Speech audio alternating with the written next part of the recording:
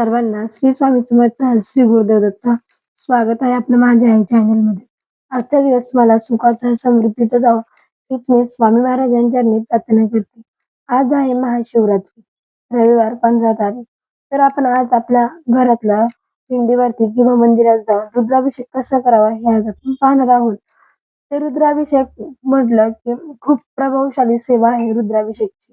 आणि रुद्राभिषेकने आपल्या घरातील संकट, आर्थिक परिस्थिती, दारिद्र्य सगळं निघून जातं आणि आपल्या घरात कोण आजारी व्यक्ती असेल तर त्यांच्यासाठी हे तीर्थ खूप महत्वाचं आहे. रोज जर तुम्ही त्यांना दिलं तर ते त्यांची प्रकृती सुधारण्यास मदत होते.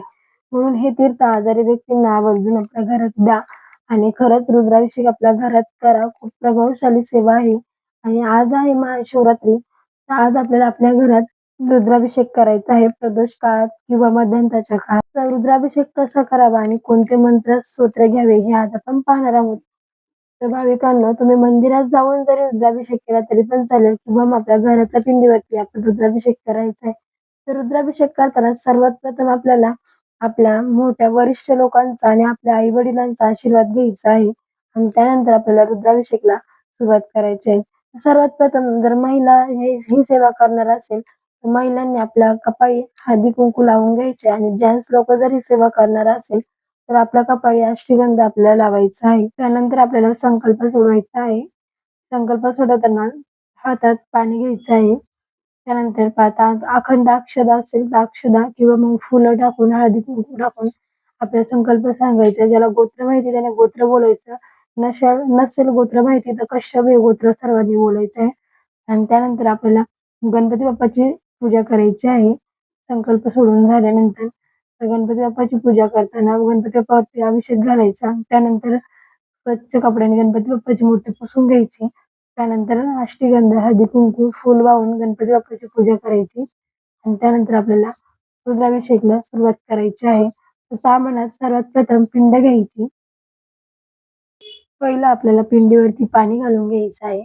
त्यानंतर आपल्याला दूध घालायचं आहे.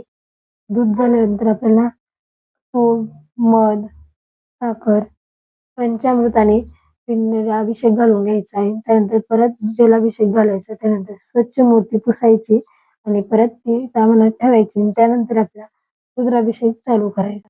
त्यानंतर रुद्राभिषेक चालू करायचा. तर रुद्राभिषेक करताना कोणते मंत्र सूत्र घ्यायचे? श्री गणपती अथर्व शीर्ष 1 वेळा, संस्कृत रुद्राध्याय किंवा मग मराठी घेतलं तरी पण चालेल 1 वेळा, गायत्री मंत्र 24 वेळा, संजीवनी गायत्री मंत्र 11 वेळा, अमृत संजीवनी गायत्री मंत्र, अमृत संजीवनी मंत्र 11 वेळा, महामृत्युंजय मंत्र 11 वेळा, कालभैरव अष्टक 1 वेळा, शिव कवच स्तोत्र 1 वेळा, शिव महिम स्तोत्र 1 वेळा, दत्तदोष ज्योतिर्लिंग स्तोत्र 1 वेळा, राम रक्षा 9 वेळा, श्रीसूक्त 1 वेळा, श्री महेश्वर देवताभ्यो नमः. अभिषेक स्थान संपूर्ण. तर अशा प्रकारे आपल्याला पूर्ण मंत्रसूत्र बोलून अभिषेक करायचा आहे. त्यानंतर अभिषेक पूर्ण झाल्यानंतर आपल्याला जो आपण तुपाचा दिवा लावला आहे त्याच्यावरती पळी भरून त्यानंतर आपल्याला ते गरम पाणी म्हणजे जे आपण तुपाच्या वत्तीवरती चमचा भरून पाणी गरम केलंय ते आपल्याला पिंडीवरती घ्यायचं आहे. अशा गरम पाणी. त्यानंतर आपला अभिषेक संपूर्ण होतो. त्यानंतर आपल्याला स्वच्छ मूर्ती करून घ्यायची, नॅपकिनने पुसून घ्यायची आणि मग ते आपल्याला पंचोपचार पूजा मूर्तीवरती आपल्याला करायची आहे. स्वच्छ करून झाल्यानंतर आपल्याला प्रथम आपलं वस्त्र घालायचं आहे. जानवे जोड असेल तर, आपल्याकडे रुद्राक्षाची माळ असेल तर रुद्राक्षाची माळ घाला. अष्टगंध लावून घ्यायचा आहे. नंतर आपल्याला बेलपत्र व्हायचं आहे. देवांना बेलपत्र खूप प्रिय आहे महादेवांना. त्यानंतर धोत्र्याचं फूल असेल तर ते पण अर्पण करायचं आहे. व्हाईट रंगाचं फूल आपल्याला अर्पण करायचं आहे भगवान शंकरांना. पांढऱ्या रंगाचं फूल अर्पण करून घ्यायचं आहे.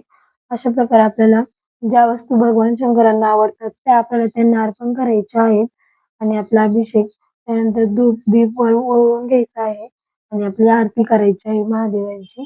अशा प्रकारे आपला अभिषेक संपूर्ण होतो, पूर्ण होतो. आणि खरंच देव हा भक्तीचा भुकेला आहे. देवाला फक्त भक्ती पाहिजे आहे. आणि शिवरात्र म्हणजे आजच्या दिवशी आपल्याला रात्रभर जागरण करायचं आहे. सर्वांनी आपल्या घरात जागून सेवा करा आणि जास्तीत जास्त सेवा करण्याचा प्रयत्न करा आजच्या दिवशी. अशा प्रकारे आपल्याला रुद्राभिषेक करायचा आहे. सर्वांना श्री स्वामी समर्थ, श्री गुरुदेव दत्त.